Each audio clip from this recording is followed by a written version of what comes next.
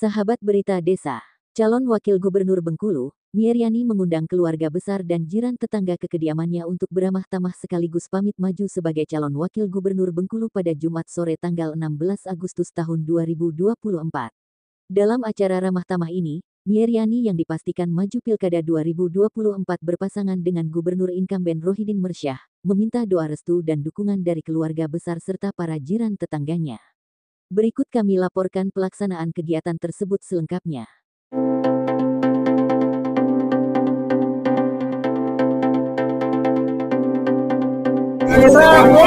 Berita Desa, oke. Desa, jangan lupa subscribe.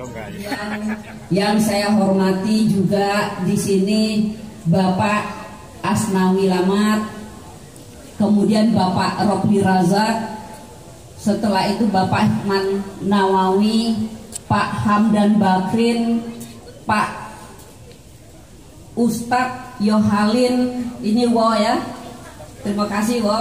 Kemudian Ustadz Tamrin, Adinda Tamrin, ini penjaga pantai, penjaga apa dek? Nah itu luar biasa nih. Kemudian yang saya hormati dan saya banggakan keluarga besar, baik itu dari Rejang Utara, Kerkap, kemudian dari Talo, Seluma, kemudian yang saya muliakan dan banggakan adalah keluarga besar saya, yaitu tetangga Kelurahan Padang Harapan, Pak RT, Pak RW, dan seluruh masyarakat, teman-teman di RT 12 dan sekitarnya. Pada sore hari ini alhamdulillah kita panjatkan puji syukur kepada Allah Tuhan Yang Maha Esa.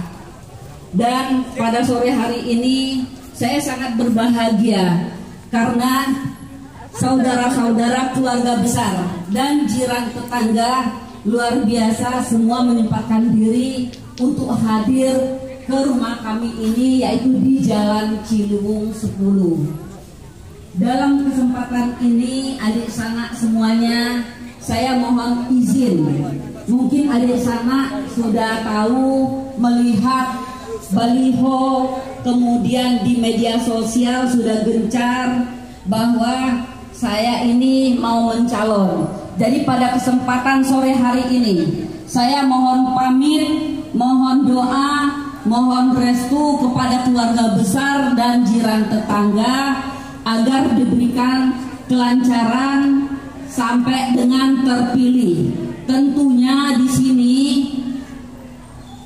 sumbangsi, dukungan, support dari keluarga besar adik sanak ini, kemudian jiran tetangga dan seluruh masyarakat Bengkulu untuk menghantarkan kami, saya Mieriani dan Bapak Rohidin. Di sini juga sedikit saya bercerita kenapa saya memilih menjadi wakil gubernur. Sebetulnya ini perjalanan yang panjang, karena yang pertama ini memang permintaan dari tim Elisa Ermasari dari seluruh penjuru baik kota maupun kabupaten. Itu yang pertama. Kemudian yang kedua itu dari Bapak Rohidin sendiri itu sudah meminta. Tetapi pada saat itu saya belum bisa memutuskan, karena saya juga ya bukan ragu-ragu, karena di awal itu saya tidak terbersit itu ingin menjadi gubernur maupun wakil gubernur. Pada saat terakhir menghantarkan Elisa Ermasari, memang banyak yang bertanya, do abis ini kelak Dodo yang maju. Saya diam. Saya sampaikan jawab, kita menghantarkan Elisa dulu. Saya mau menghantarkan anak itu. Untuk menghantarkan anak ini nyawa pun saya korbankan, saya bilang gitu. Nah, di sini saya juga mengucapkan ribuan terima kasih kepada sanak keluarga, jiran tetangga, dan seluruh masyarakat Bengkulu setelah menghantarkan Elisa, mendukung Elisa, berjuang sama Elisa, alhamdulillah bisa mendapat suara tertinggi untuk di Provinsi Bengkulu. Dan secara nasional Elisa ini nomor 3 persentase tertinggi. Tepuk tangan dulu seluruh keluarga besar Elisa. Nah, tentunya di sini ya semuanya ini atas perjuangan kita bersama, dan juga mohon doanya Elisa ini akan dilantik di bulan Oktober ini. Mohon doanya agar Elisa ini dalam bekerja bisa melaksanakan kerja dengan baik dan amanah. Karena Elisa ini membawa nama Provinsi Bengkulu, mewakili Provinsi Bengkulu, daerah Bengkulu. Nah, kemudian kembali ke cerita ini tadi. Ya, saya dalam hal ini apa namanya ya? Yang menjemput takdir, kemudian dijalani takdirnya kemana gitu. Tapi tentunya takdir ini tidak bisa kita diamkan, kita harus berusaha, betul tidak? Nah, harus berusaha harus maksimal. Nah, jadi kembali ke Pak Rohidin tadi, awalnya saya diskusi sama anak-anak dulu, sama menantu, semua itu negatif, jangan katanya. Jadi anak-anak tidak boleh. Jadi saya diam. Mama alasannya apa? Mau ini menjadi, pertama kan gubernur awalnya. Mama mau jadi gubernur mau apa? Kami sudah selesai dan usaha-usaha sudah jalan. Ya alhamdulillah, Mama rezeki Mama ya alhamdulillah lancar. Dan Mama mau kemana-mana tidak ada hambatan. Tapi saya diam pada saat itu. Nah, kemudian setelah itu saya bertanya sama diri sendiri. Saya berpuasa 40 hari, kemudian bertahajud. Jadi jawabannya setelah berpuasa, saya kembali ke anak-anak. Bagaimana nak itu? Ini dak Mama itu. Mama terserah kamu orang. Kalau ya setuju Mama akan jalani. Jadi apa katanya? Ma, kami setuju Mama jadi wakil gubernur, Ma. Itu. Jadi itu setuju wakil gubernur. Ya sudah. Berarti takdir saya akan jadi wakil gubernur. Nah, jadi kita harus ikhlas menghadapi semuanya. Jadi setelah anak-anak menantu menyarankan itu, jadi saya ini berdiskusi sama Pak Rohidin. Pak Rohidin menunggu itu. Jadi saya bilang, karena ini kan hubungan kita ini sudah menjadi hubungan kekeluargaan sama Pak Rohidin. Jadi saya manggilnya bukan Pak Gub, Adek, Dek. Dia bercerita masalah selama dia ini ya 5 tahun sebelumnya. Saya diam, tapi setelah itu saya tanya. Yang pertama saya tanya, bisa dak kaban calon? Itu yang pertama. Itu bisa calon dak itu ya? Bisa yuk katanya itu. Kalau bisa ya, ayo oke. Ayo setuju menjadi wakil Kabah.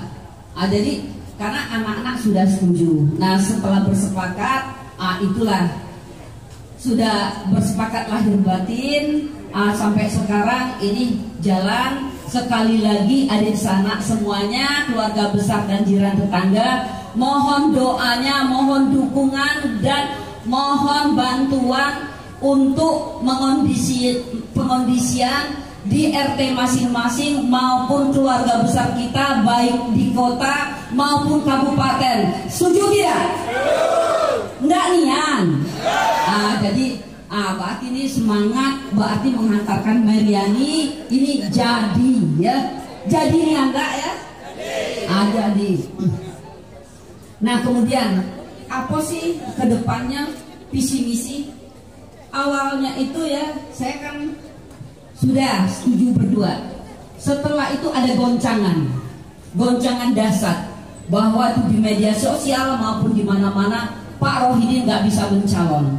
Setelah itu kami runding lagi dua beradik ini. Yuk katanya, ini katanya nampaknya ada goncangan dikit gitu nih. Goncangan ini kalau banyak, yuk katanya itu kan bisa jadi nasional katanya. Tapi kita harus kuat dek. Ayu ini lah biasa gitu ya, lah jadi wanita tangguh gitu ya, lah biasa menghadapi goncangan gitu ya. Nah jadi saya ini yuk, orang di luar ngijak ke aku nggak bisa calon. Jadi kalau ini terjadi yuk, aku di belakang Ayu. Aku akan menjadi ketua tim Ayu. Dan kita harus mati-matian, ini harga diri, kita harus menang katanya. Ayu buatlah dulu baliho gubernur, calon gubernur. Nah itu kan gubernur kan awalnya. Tetapi aku juga mengurus ke Jakarta. Kalau aku bisa, plan A yang kita sepakati kembali lagi. Alhamdulillah ini Pak Rohidin bisa mencalon. Dan ini ya, goncangan ini pasti banyak. Beberapa hari ini mencuat lagi, tetapi ya saya sudah lahir dan batin berdua sama Pak Rohidin ingin menjadi gubernur dan wakil gubernur Provinsi Bengkulu, dan optimis Bengkulu ke depan bisa lebih maju. Sinergi ini adalah sinergi baru. Kenapa? Baru tuh Meriani yang baru. Itu kan?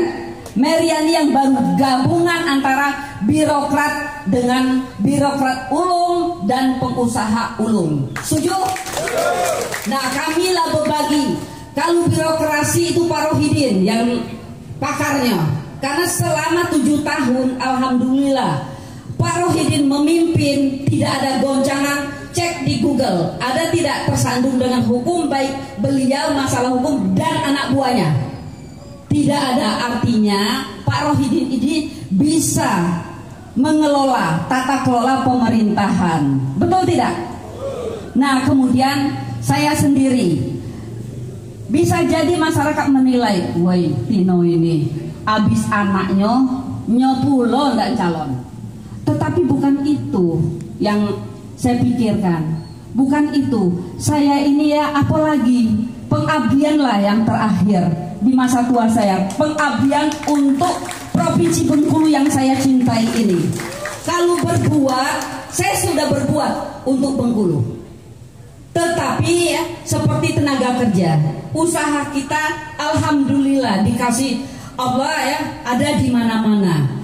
Kemudian UMKM juga kita bantu. Dan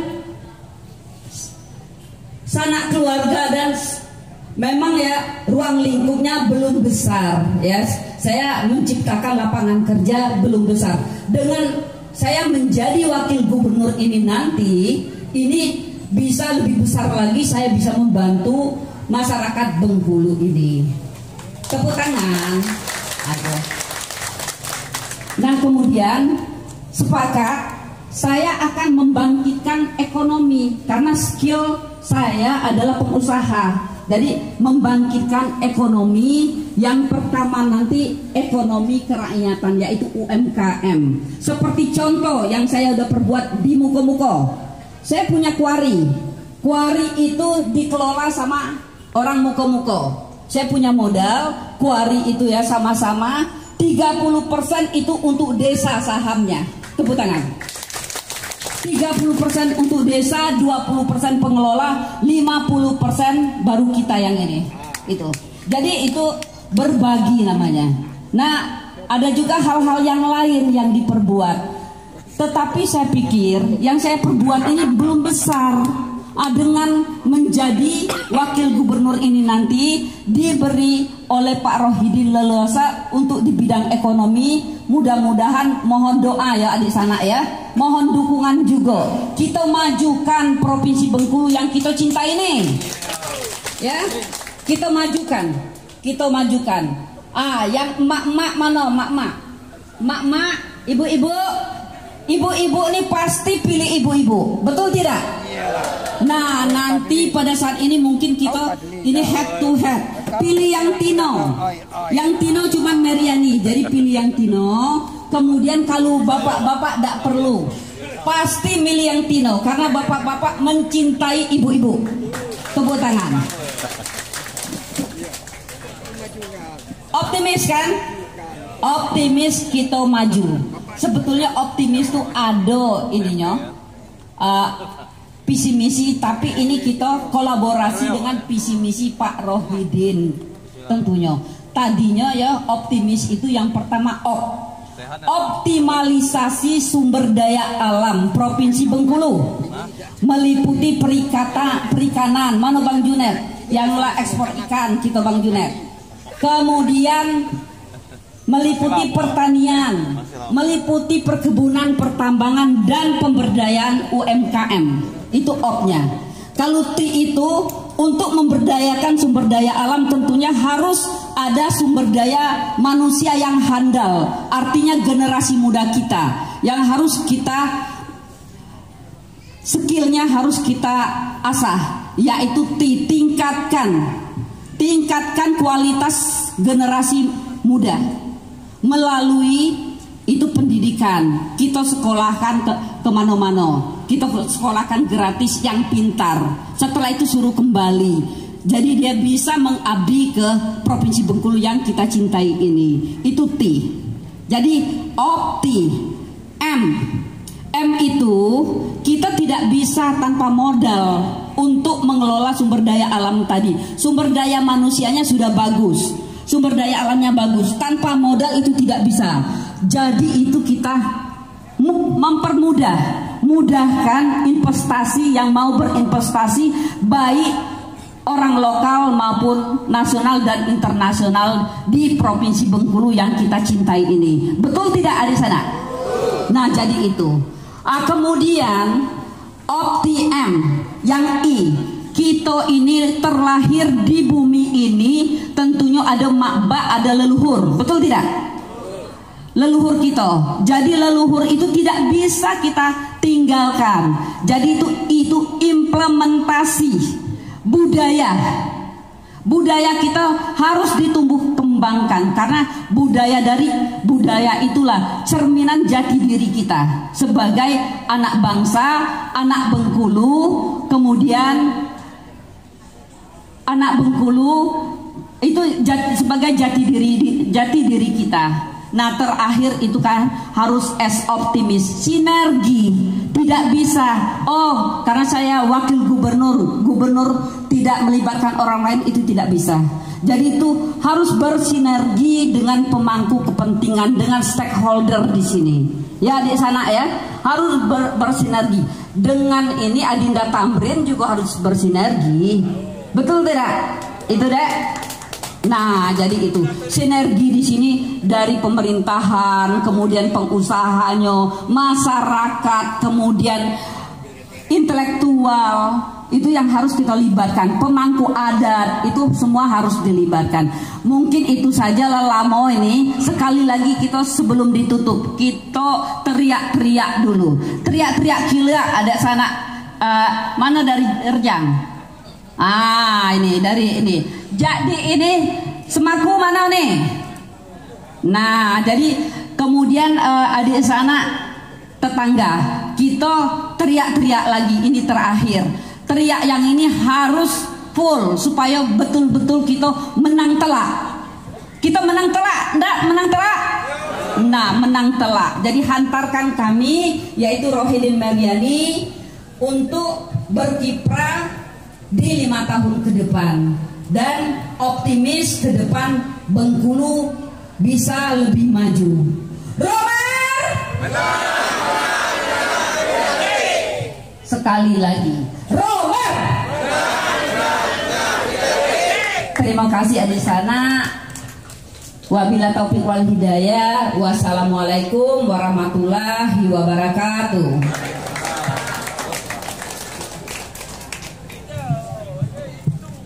Baik, sekali lagi berikan tepuk tangan yang meriah untuk Ibu Wakil Gubernur Bengkulu, Ibu Mariani.